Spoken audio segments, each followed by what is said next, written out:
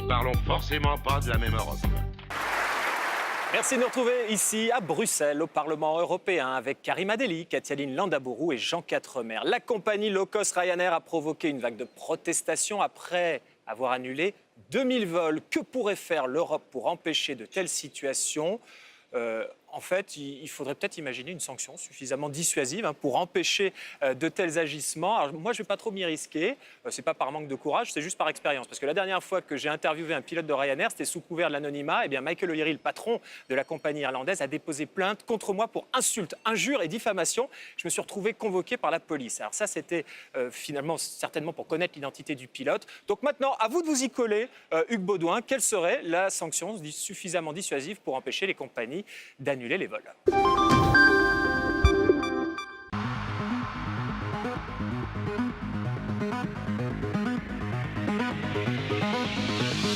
Plus de 2000 vols annulés, 50 par jour d'ici fin octobre. Énième provocation de Ryanair.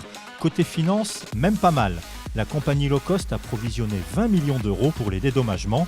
Pour autant, la colère ne retombe pas. Certains réfléchissent à instaurer des mesures si sévères qu'elles dissuaderaient les compagnies de se comporter ainsi. Pourquoi pas une compensation très généreuse, 50 billets gratuits pour chaque passager lésé. C'est une piste tout à fait envisageable. Il va falloir mettre des mesures beaucoup plus sévères que le simple fait de rembourser un billet au prix d'achat. À gauche donc, ces répressions tous azimuts. À droite, on est plus sage. La meilleure mesure, elle va être commerciale, c'est-à-dire que les gens ils vont se dire bon bah on voyage plus dans une compagnie qui a de telles mœurs. Moi je crois que le marché corrige. Mais eux, les députés si fâchés contre Ryanair, l'utilisent-ils cette compagnie si peu sympathique avec ses passagers? Je ne l'ai jamais prise et à vrai dire, je n'ai absolument pas l'intention de la prendre. Non, certainement pas.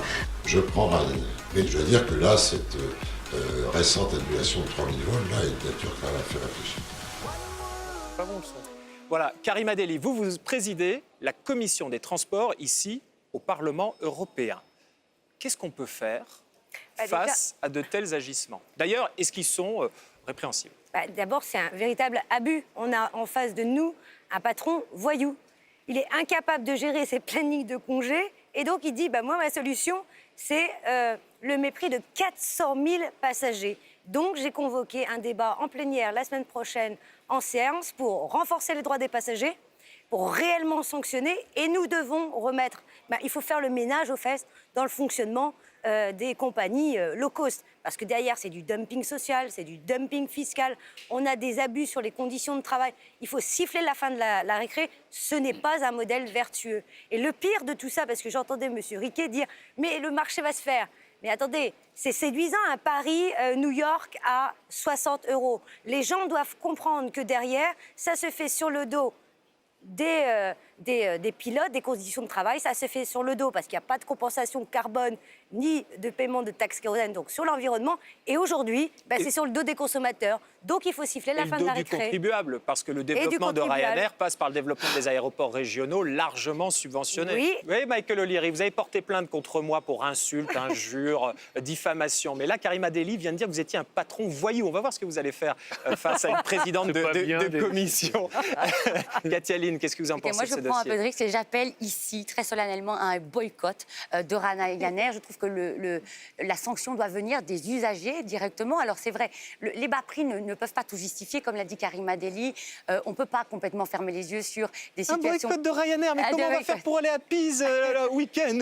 On trouvera d'autres solutions, la concurrence se développera, mais on ne peut pas fermer les yeux sur des conditions déplorables, de la façon dont sont traités les employés de Ryanair, sur l'impact écologique de cette multiplication des lignes aériennes. Alors je trouve que la population, les citoyens doivent faire preuve d'un peu de cohérence. On ne peut pas sortir dans les rues et crier non au moins-disant social, moins-disant environnemental, et à côté de ça, continuer à voyager avec les pirates de l'air. Ça marche Ryanair, ils ont plus de 97% de vols qui arrivent à l'heure. Je veux dire, si les gens ont envie de se faire traiter comme du bétail, à un moment, il y a des limites quand même. Il ne faut pas exagérer. J'ai déjà pris effectivement quelques fois Ryanair. On a pris Ryanair ensemble. Et ensemble, absolument. Et honnêtement, on n'est pas traité comme du bétail. Ça, faut quand même sortir de ça. Pareil sur la plupart des compagnies low cost, par exemple EasyJet, que j'ai pris aussi. Honnêtement, on est aussi bien traité, si ce n'est mieux, que dans les compagnies aussi bien que la régulières. première d'Air France, Jean. Non, mais par exemple, vous comparez avec la façon dont on est traité sur Brussels Airlines, honnêtement, je ne vois pas la différence. La compagnie vous gagnez l'avion à pied. Je dirais qu'il faut quand même se calmer dans cette affaire. D'abord, ils vont devoir rembourser les billets. 2, il va falloir aussi que Ryanair paye les compensations qui sont prévues par une directive européenne. Et quand même, je veux dire qu'une compagnie... Et là, ils ont même prévu de payer plus 40 € de plus que la directive européenne. Alors, une compagnie, elle est aussi maître de la gestion, effectivement, de son calendrier, de son planning. Regardez, là, par exemple, Marks & Spencer viennent de fermer toute une série de magasins. Alors, on est tous scandalisés, mais est-ce qu'on dit « Ah, c'est un mépris du consommateur, etc. » Non, c'est que simplement, ils ne vendent pas dans les pays européens et ils se recentrent sur leur marché local. Non, mais là, donc le marché va trancher. Le marché va trancher. Karim Adeli, le marché va trancher, vous êtes d'accord avec ça? Non, le marché ne va pas trancher. C'est qu'à un moment, c'est nous, quel modèle de compagnie de l'aviation nous voulons? Aujourd'hui, on voit bien que les low cost, aujourd'hui, ce n'est pas vertueux. Donc, on change ce modèle. Ça, c'est la première chose.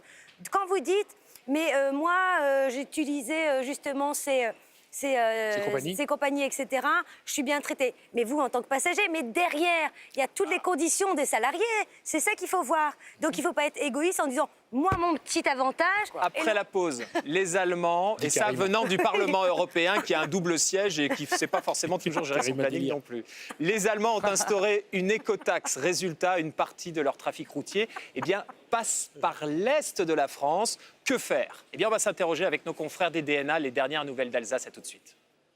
Nous ne parlons forcément pas de la même Europe.